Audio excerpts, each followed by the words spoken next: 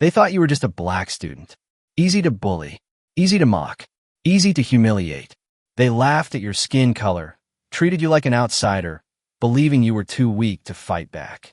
But they didn't know they were messing with the wrong person.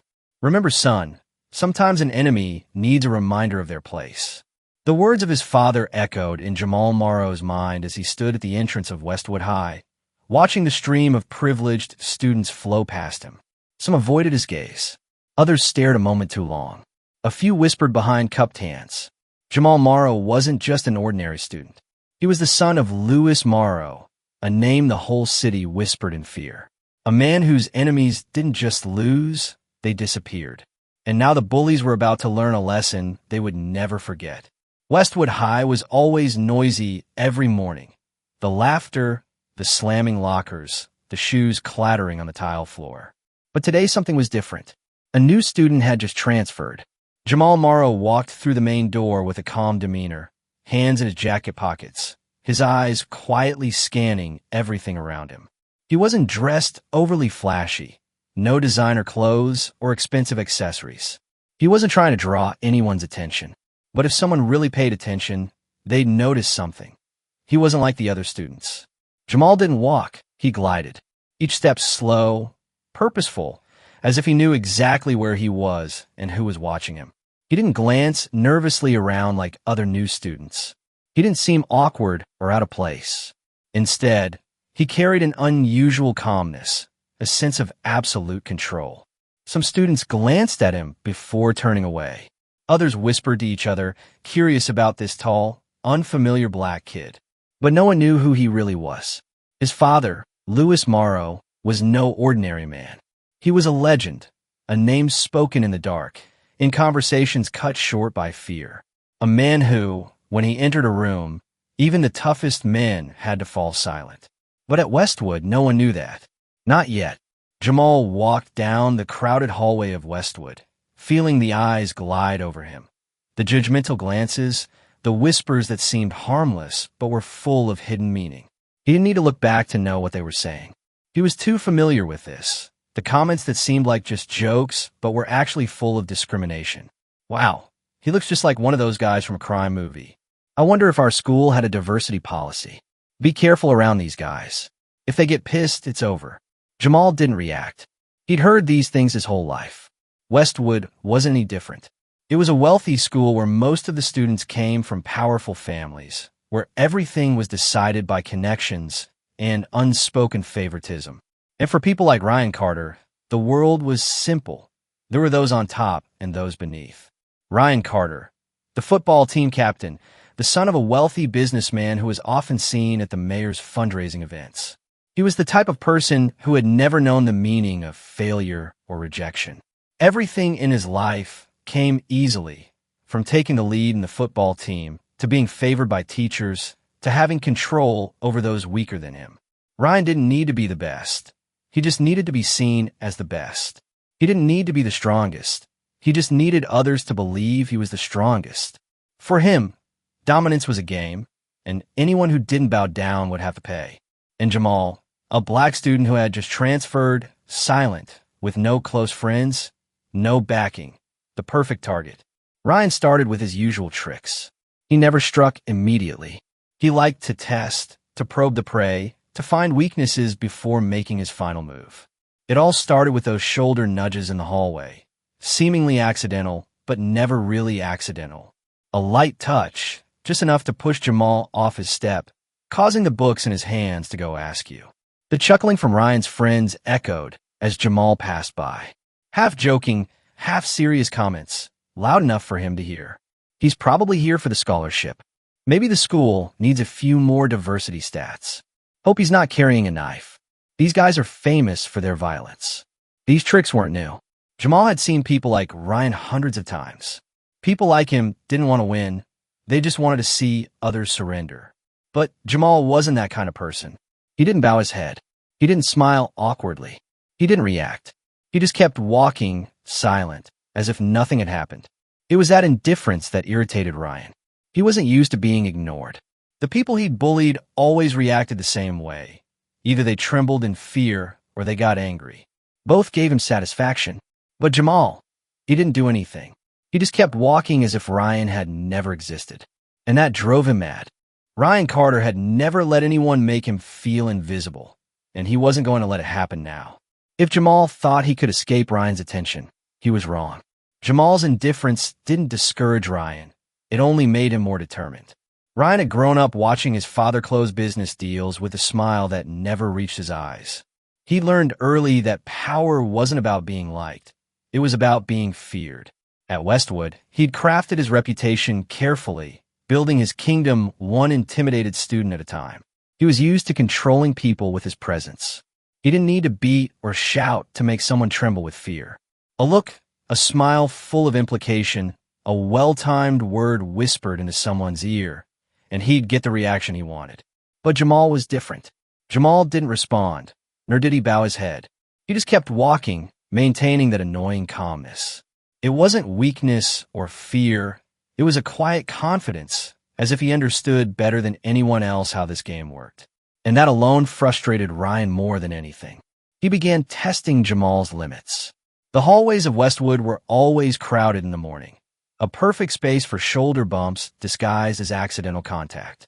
Ryan didn't hesitate to let his shoulder crash into Jamal's as they passed by each other. He expected a furious glance, a retort, some sign that he had struck a nerve. But Jamal just kept walking as if Ryan didn't exist. Ryan gritted his teeth. His friends, those who always supported and cheered on any power play he orchestrated, began to sense the tension. He's disrespecting you, bro.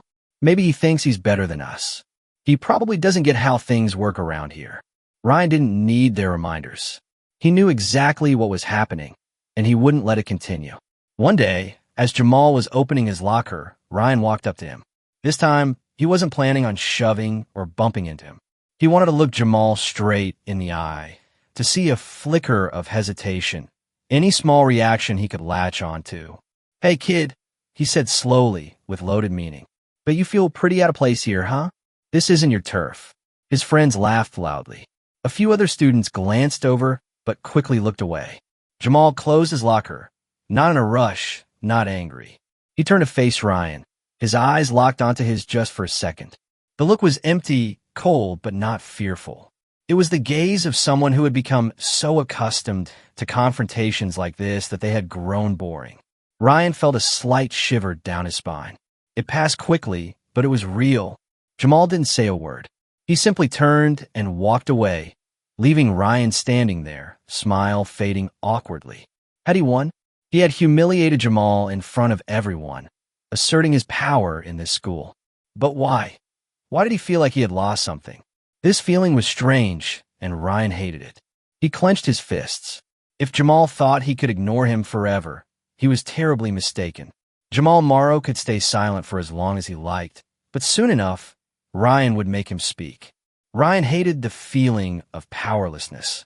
He had never gotten used to being ignored, and he couldn't stand it when someone dared stand before him without showing any fear or weakness. In the past, whenever he bullied someone, he always got a reaction, a plea, a bowed head in humiliation, or at least a burst of uncontrolled anger that gave him a reason to push things further. But Jamal didn't. He just stood there, calm, as if all Ryan's provocations meant nothing. This couldn't continue. That lunch, as soon as he entered the cafeteria, Ryan quickly spotted Jamal sitting in a corner, alone as always, having lunch in complete silence. Jamal still looked the same, with no signs of dissatisfaction or hesitation, no indication that he was under pressure from Ryan's actions. And that made Ryan furious. He couldn't let this continue. If others thought Jamal could just ignore him without paying a price, he would lose the power he had always enjoyed, the ability to control the weaker ones at will. It wasn't just about Jamal anymore. It was about his reputation, about how everyone in the school viewed him. He threw a glance at his friends, a smirk spreading across his face. They all understood the signal. The fun was about to begin. Ryan strode over to Jamal's table, purposely raising his voice louder than usual, just enough to draw the attention of those around them. "Look at this, all alone again. Guess nobody wants to be your friend, huh?" Laughter erupted from his friends. A few students nearby glanced over but quickly turned away, not wanting to get involved. They all knew the rules at Westwood. No interference, never side with the weak, and especially never confront Ryan Carter. Jamal didn't respond. He continued eating, his eyes unshaken, unconcerned by what was happening around him. Ryan gritted his teeth. He waited for a response, any response, but still nothing. This indifference felt like a silent declaration of war, like an invisible slap that humiliated him more than anything. For a moment, his mind lost control. Without thinking, Ryan grabbed Jamal's food tray, clenched the edges, and flipped it violently. The clatter rang out as the tray slammed into the table, food splattering all over Jamal. Thick sauce splashed onto his shirt, drinks ran down his sleeves, and food pieces scattered on the floor. The cafeteria went silent. Conversation stopped. Laughter faded. All eyes turned to them. Not a word was spoken. Some students blinked at each other. Some swallowed nervously, while others quickly lowered their heads, pretending nothing had happened. Ryan stood there, leaning over the table, waiting for a reaction. He wanted to see anger, confusion, loss of control, anything that would prove he had one. But Jamal did nothing. He slowly placed his fork down on the table, calmly looking at his stained clothes. He took a deep breath, very slowly, as though contemplating his next move. Then he looked up. No anger, no fear, no confusion, no signs of being hurt. Just a look, an empty, eerie look that felt like silence itself. A chill ran down Ryan's spine. He couldn't explain why, but in that moment, he felt like he was the one standing on the edge of danger. It felt like he was no longer the hunter, but had unknowingly stepped into the territory of a wild beast. He didn't understand, but he quickly shook off that strange feeling. No way, this was just a stubborn, unruly black kid. He couldn't possibly make him feel uneasy. Ryan forced a smug smile, but his voice betrayed him and became tense. Don't think you're special just because you look different, kid. His friends burst out laughing, while some students lowered their heads, pretending to focus on their meals. But everyone knew what had just happened. Jamal didn't reply. He slowly stood up. No rush, didn't brush off the food from his clothes, didn't show any of the reactions Ryan was expecting. He simply turned around and walked away. No glance back, no sign of having been humiliated in front of the whole school. This silence, it didn't feel like surrender. It felt like a warning. Ryan stood there, watching Jamal's back, his smile slowly turning stiff. He had won, right? He had just humiliated Jamal in front of everyone, reaffirming his power. But why? Why did he feel like he had lost something? A shiver ran through Ryan. This feeling was strange, and he didn't like it. But no matter how hard he tried to reassure himself, one undeniable truth remained clear. He didn't know it, but the game had just begun. The crystal chandelier on the ceiling quietly cast a soft golden light down onto the long wooden table where the dishes were laid out perfectly. The steak cooked just right, the red wine shimmering in a glass, and fresh vegetables neatly arranged on a pristine white plate. Everything was prepared exactly as it always had been in this house, precise, with not a detail out of place and no shade missing. But tonight, there was something different about the atmosphere in the dining room. A heavy silence hung in the air. No one spoke. No one broke the long pause between the two Maro men. Jamal sat there, his knife and fork neatly placed on the edge of the plate, his eyes not looking at the intact steak before him. He was too used to dinners arranged so seriously, with the unspoken rules his father had set long ago. No burying yourself in your phone. No sloppy eating. No meaningless chatter. But tonight, he wasn't eating, not because of any rule, but because his mind was filled with other thoughts. Jamal wasn't the type of person to be easily influenced. What had happened at school this morning hadn't hurt him, hadn't shaken him, or made him angry. But he couldn't deny that it had left a lingering thought in his mind. Not about the bullies, but about how he should handle it. Across from him, Louis Maro, his father, sat quietly enjoying his dinner. His black hair, peppered with gray, was neatly combed, his perfectly tailored suit without a wrinkle. Though he was at an age when many other men began to step away from power games, Louis still radiated an undeniable authority. In the criminal world, he wasn't just any person. He was a name of weight, a shadow that those who truly held power knew, but no one dared speak of directly. Jamal had lived his entire life under that shadow, not as an imposition, not control, but as an invisible presence, always there, always reminding him that his family was unlike other families.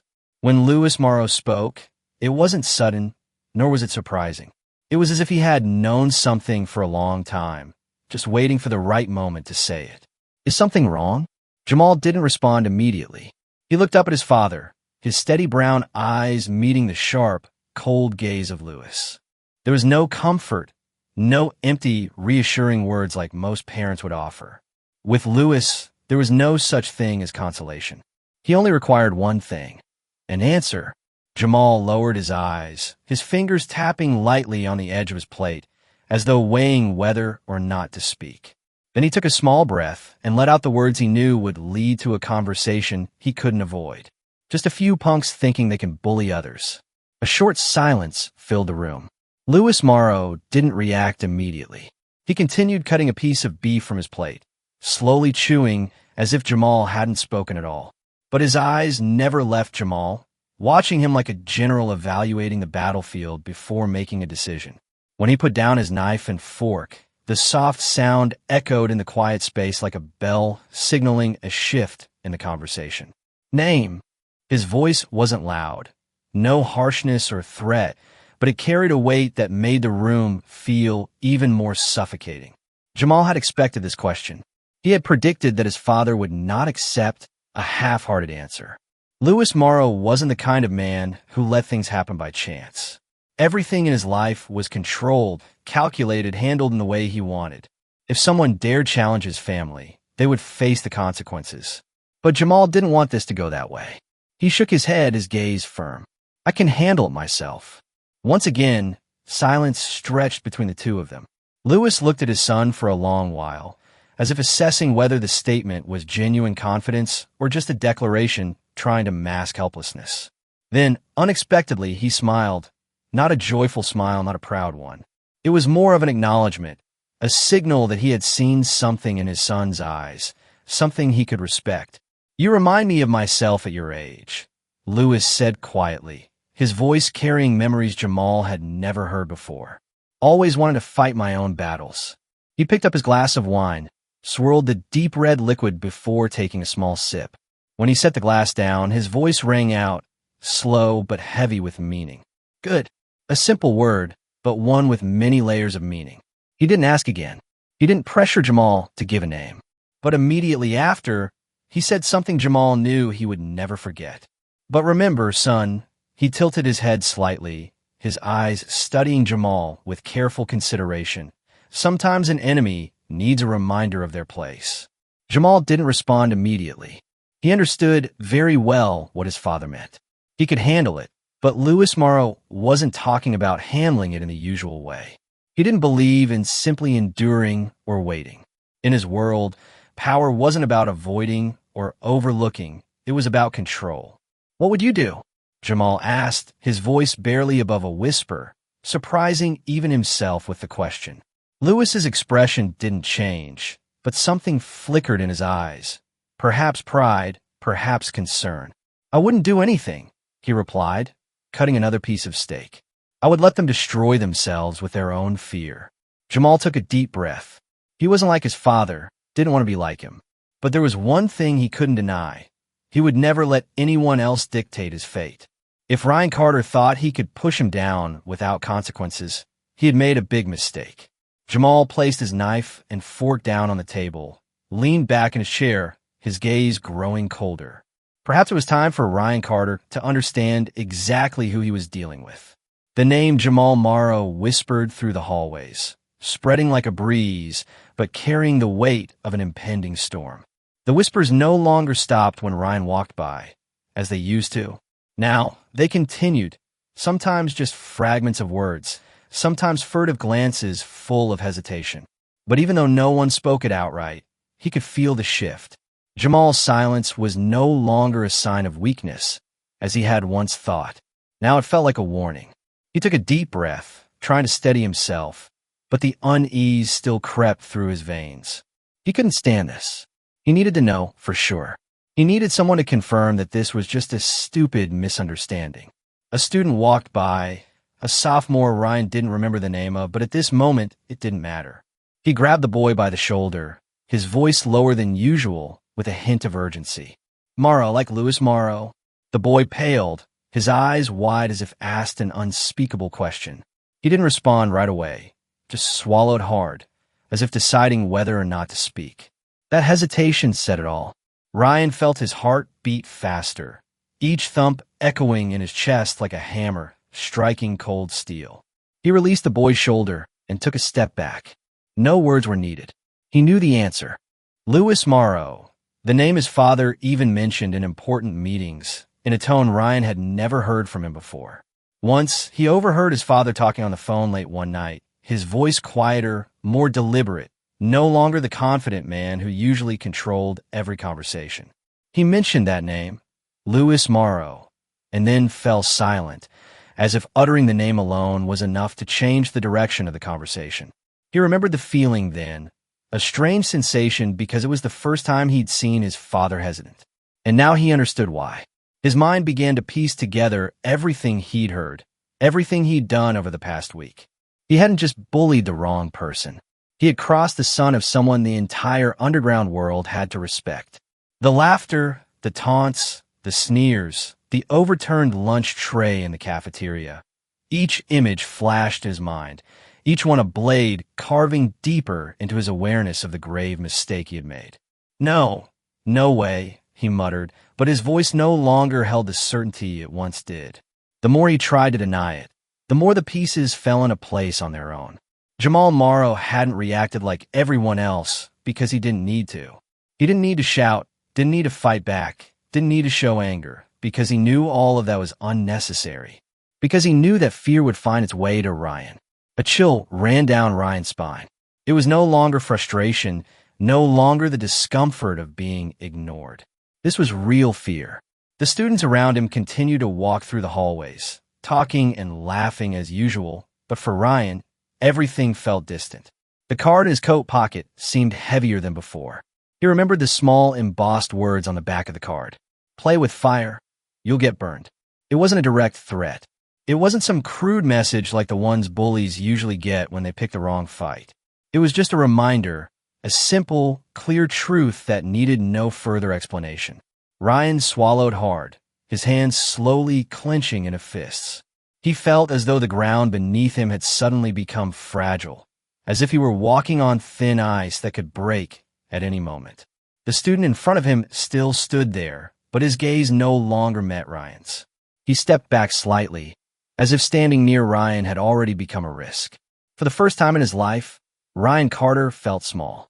He turned and walked away, not heading to class, not with any specific destination in mind. He just knew he had to get out of there right now. But no matter how fast he walked, no matter how hard he tried to ignore the truth, there was one thing he couldn't change anymore. The nightmare had begun, and this was only the beginning. Ryan couldn't remember how the rest of the lessons went.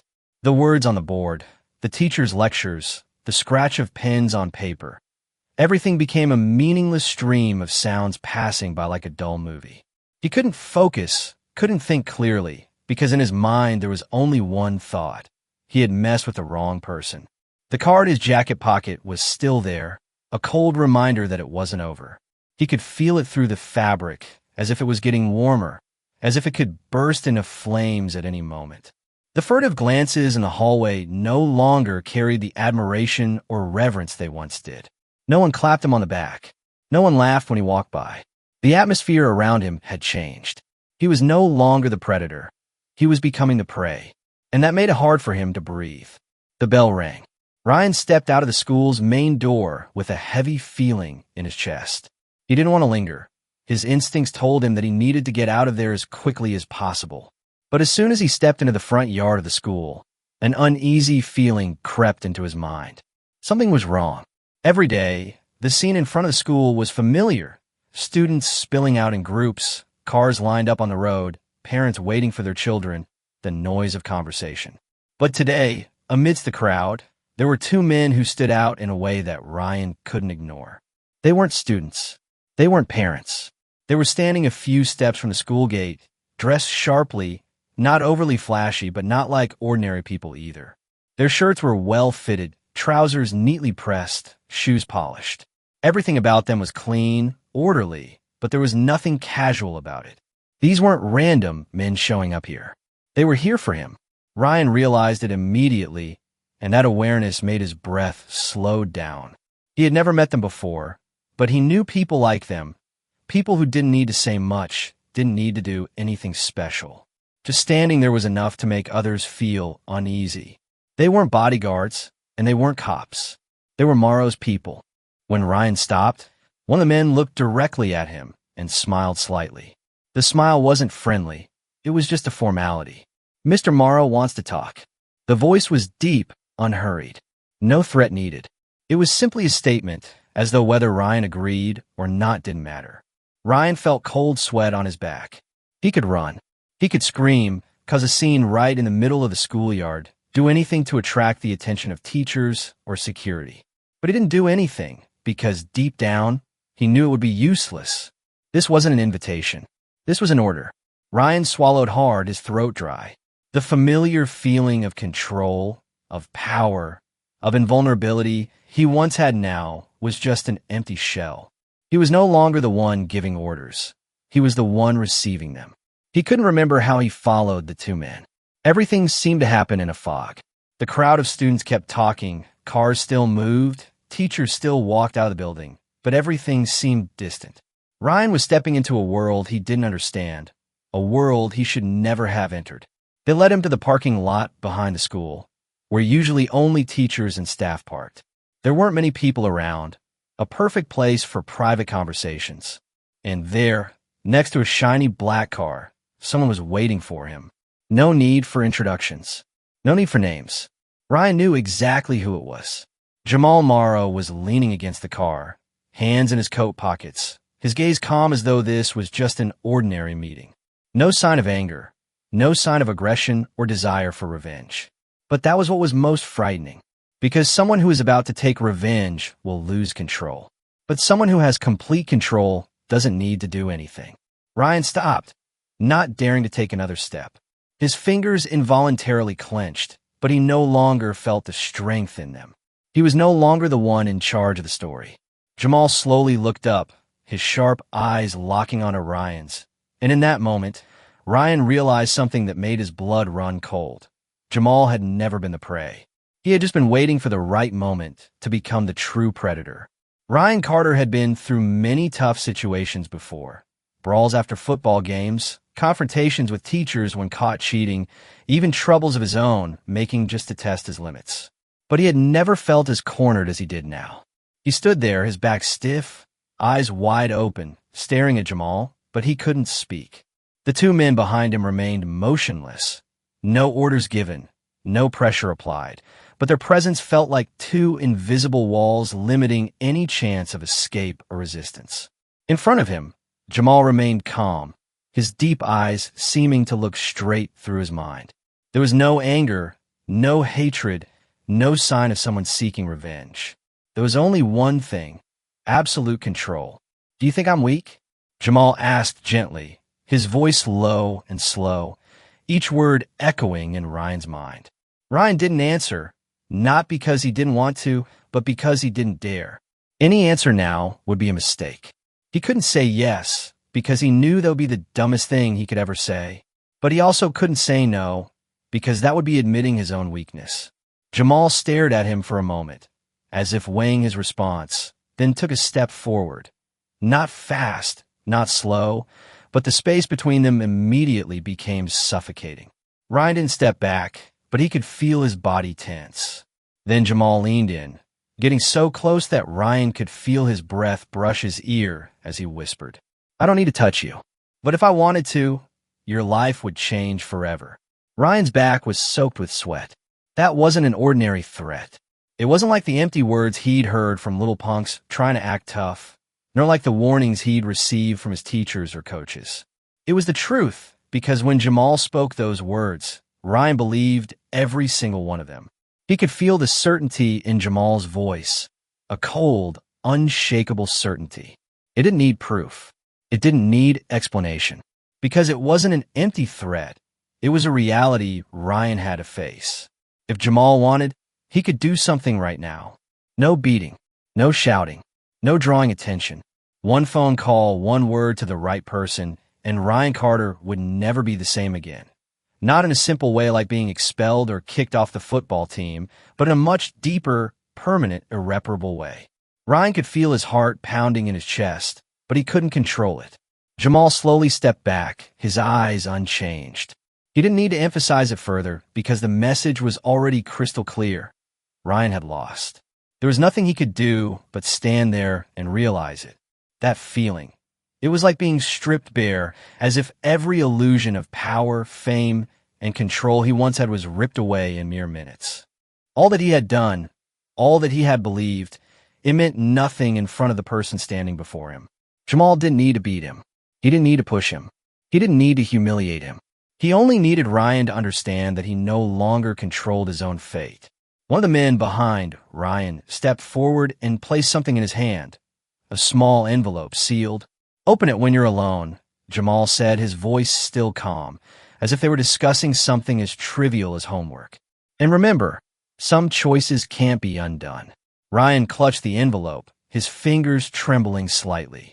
He wanted to speak, to ask what was inside, to plead, to explain, but no words came out. The weight of the envelope felt like a boulder in his hand. "You can go now," Jamal said, turning away as if the conversation was over, as if Ryan's presence no longer mattered. Ryan didn't know how long he had stood there, but when Jamal finally turned away, the relief never came. Because he knew it wasn't over. It had just begun. Ryan stood there, his feet seemingly glued to the cold concrete of the parking lot, his hands instinctively clenched at his sides, but with no strength left. His shirt was soaked with sweat, even though the afternoon wasn't hot. Jamal had turned and walked away, but the pressure still weighed heavily on his chest. The presence of the boy lingered as if Ryan were still trapped in an invisible grip with no way to escape. The two strange men stood in the same spot, silent, not laughing, not saying a word, not doing anything to threaten him. But it was precisely their inaction that was the scariest. They didn't need to touch him because everything had already been decided. He felt the world he once trusted, the world where he thought he had power, reputation, and could control everything at will, was crumbling piece by piece. Jamal didn't just prove that Ryan couldn't control him. He proved that Ryan never truly had control over anything. He didn't remember how he left the parking lot. His feet moved aimlessly, each breath heavy, his mind completely blank. He just wanted to leave, just wanted to go home, just wanted to find somewhere he could feel safer.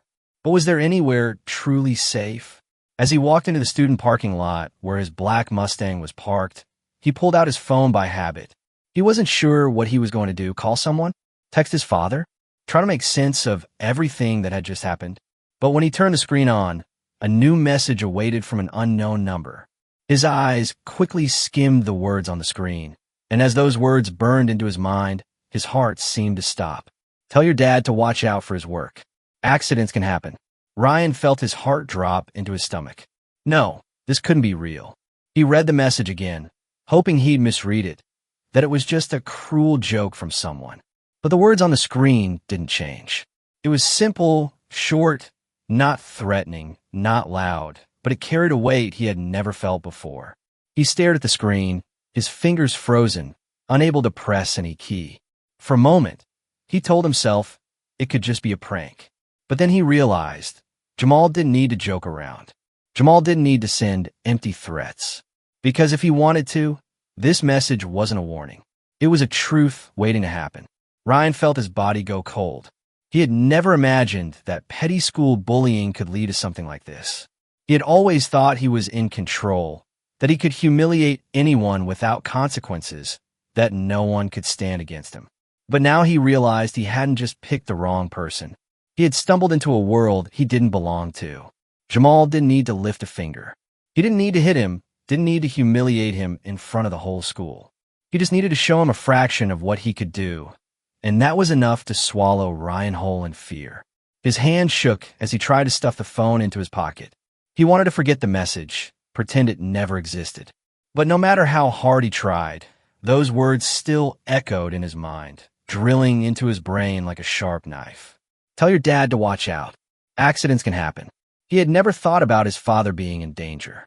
Ryan wasn't someone easily frightened. He had grown up in a family where power was wielded as a weapon. His father was a big businessman with ties to powerful people, sitting at the same table as the mayor and those who could decide the fate of a whole neighborhood with just a phone call. But no matter how powerful his father was, he wasn't Louis Maro. And now Ryan wasn't sure if his father's connections were strong enough to protect him. What should he do? Pretend nothing happened? Pretend he was still the one in control, that everything would be fine? Or should he tell his father? But if he told him, he would have to admit everything. Admit that he had made a terrible mistake. Admit that he had pushed his family into danger. Admit that he had lost.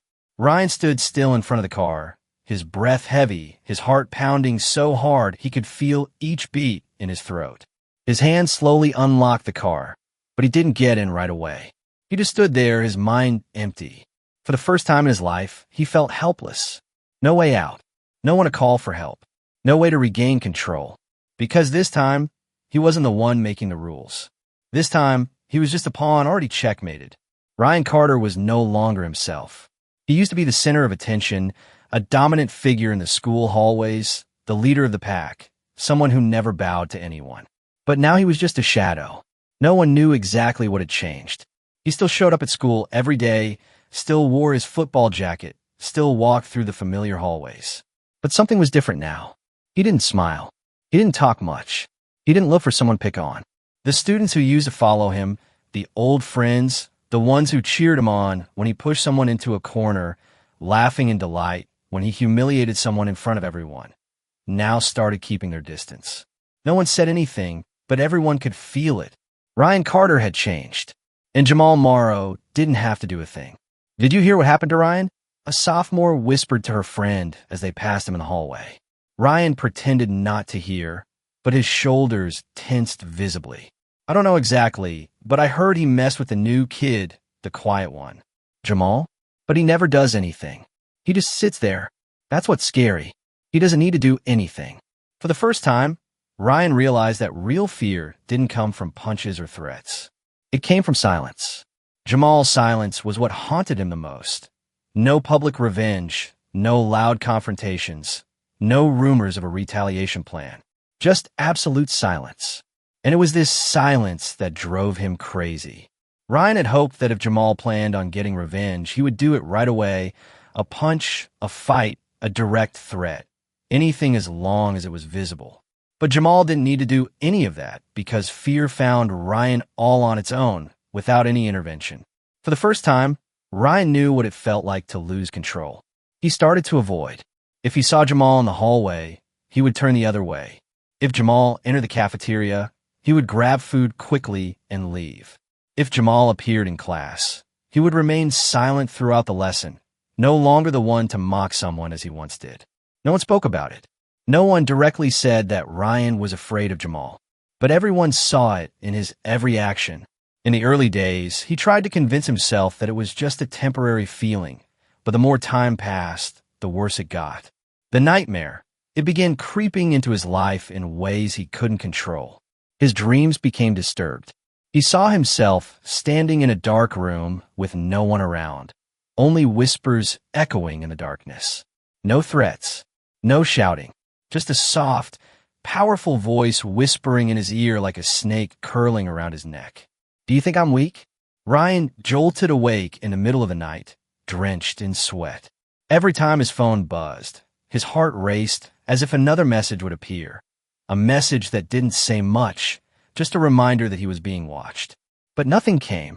Jamal didn't text, didn't seek him out, didn't look at him for more than a second. Jamal didn't need to do anything. Fear now lived inside Ryan. He didn't need anyone to threaten him anymore.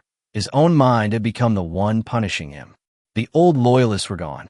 His friends noticed the change and quickly distanced themselves from him. No one wanted to be near someone who had lost their power. The ones who used to follow him, laugh with him, cheer for him. Now, they whispered behind his back as if he were a disease they didn't want to catch. What happened to Carter? Coach Bennett asked. watching Ryan miss another easy pass during practice. He's like a different person. I don't know, coach, another player replied, glancing nervously toward the bleachers where Jamal sat, quietly reading a book. But I think it has something to do with the new kid. Maro? He doesn't seem like the fighting type. That's just it, coach. They never fought. No one saw Ryan as the strongest anymore, because the strongest never fears. And Ryan now, he lived in fear. The envelope Jamal had given him remained unopened on his desk at home. Each night, Ryan would stare at it, his hand reaching out to tear it open, then pulling back. What could be inside? More threats? Photos?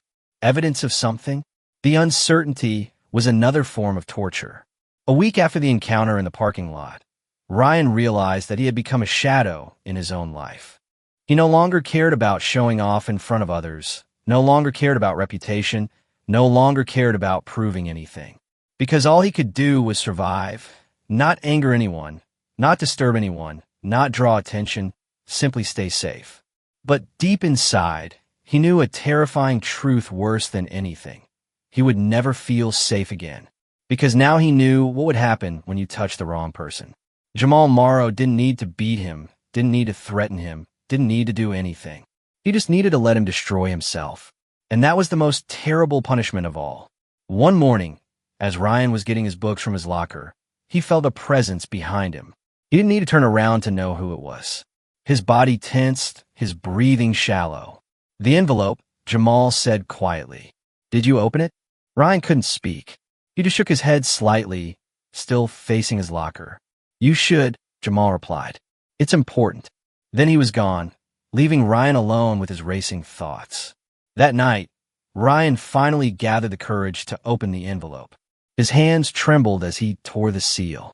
Inside was a single sheet of paper, not a threat, not a demand for an apology, not blackmail. It was a letter of recommendation for a college scholarship, signed by Louis Maro, addressed to Ryan. Ryan stared at it, uncomprehending. This made no sense. Why would Jamal's father offer him a scholarship? Was this some kind of twisted joke? Or was it something else?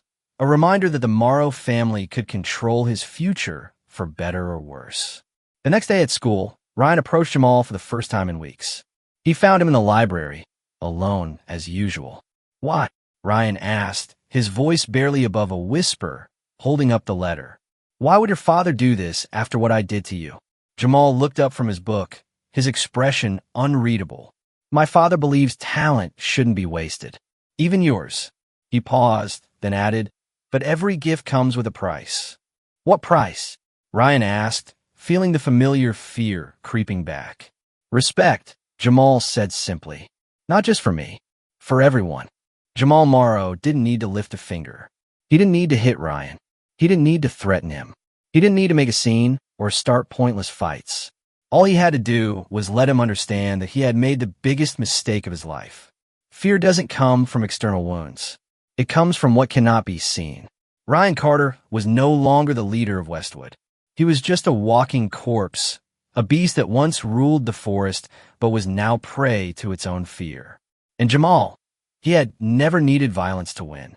As the days passed, Jamal's silence became a presence that dominated Ryan's life. No one spoke of it directly, but everyone in school felt the change. Once, Ryan Carter was the one people had to watch out for. When he entered a room, he took over the space, forcing everyone to acknowledge his presence in one way or another. A sarcastic pat on the back, a sharp joke, a smirk when he watched someone awkwardly bow their head. But now, everything had reversed. Now, when Jamal entered a room, no one dared to look him in the eye for too long. Not out of fear like Ryan once spread, a fear built on force and bullying, but a subtler, more dangerous fear. A fear of those who don't need to prove their power because everyone knows they have it. Jamal never spoke unless necessary, never took pleasure in Ryan's downfall. He just continued living his life, quietly, confidently, unchanged. But it was that lack of change that made everyone fear him. Jamal didn't need to put on a front to protect himself, because he no longer needed to. Ryan Carter understood this more than anyone. He no longer dared to look Jamal in the eye, no longer dared to enter the same room as him without feeling suffocated. Every time he passed Jamal in the hallway, He felt like something was choking him, a silent panic, a feeling that he was being watched even if no one was looking at him. Maybe it was just an illusion, or maybe it was the truth. Because once you fall under Jamal Maro's control, no one escapes. Everything might have ended there if not for what happened on a Friday afternoon. Ryan left school later than usual that day. He no longer lingered on the football field or hung out with his friends after school. He just wanted to get home as fast as possible. But as he walked out to the parking lot, the sight nearly stopped his breath. Jamal was standing there, right next to his car. He wasn't doing anything, not touching the car, not standing in an intimidating way. He was simply waiting. Ryan froze. He didn't know what to do. Should he run? But where would he go? Should he face him? But he knew he had no chance at all. He could do nothing but stand there, waiting for the next nightmare. Jamal stared at him for a long time, then slowly walked toward him. Ryan felt every second stretch out like a century. Then, when there were only a few steps left, Jamal stopped. He didn't smile, didn't look angry. He just looked him straight in the eye, a gaze that made Ryan feel smaller than he had ever felt. Then he spoke one sentence, just one sentence, a sentence Ryan would never forget. Do you understand now? No threat, no warning, no violence, just one simple question. But it carried the weight of everything that had happened. Ryan couldn't utter a word. He didn't need to answer. Jamal knew that he understood. He had truly understood. And that was the scariest thing of all. Ryan Carter stood there speechless. Jamal hadn't threatened him. He didn't need to raise his voice, didn't need to appear intimidating. He simply looked at him with eyes devoid of any hatred, cruelty, or anger, only an absolute calmness. But it was that calmness that was the most terrifying thing of all. Ryan understood, and Jamal knew that he had understood. That moment lasted only a few seconds, but to Ryan, it felt like Jamal had etched an everlasting mark on his life. Jamal didn't need to do anything more. He had won. It was never about hurting you, Jamal said quietly, his voice carrying across the empty parking lot. It was about showing you what it feels like when someone decides your worth based on how you look. Ryan swallowed hard, unable to meet Jamal's gaze. For the first time, he saw himself through another's eyes, not as the king of Westwood, but as what he truly was, a coward who preyed on those he thought couldn't fight back. Why didn't you just? Ryan's voice trailed off, unsure how to finish the question. Beat you up? Have my father's men threaten you? Jamal shook his head slowly. That would make me exactly what you thought I was. Violence is easy. Control is harder. Jamal took a step closer, and Ryan had to fight the urge to back away. When you flipped my lunch tray, you weren't seeing me. You were seeing a black kid you could push around. You never stopped to think I might be more than what you assumed. The truth of those words hit Ryan like a physical blow. He had reduced Jamal to a stereotype, to something less than human, without ever considering who he really was. The scholarship offer, Ryan began, is real, Jamal finished. My father believes in second chances, but he also believes in lessons that stick. Ryan never returned to being the person he was before.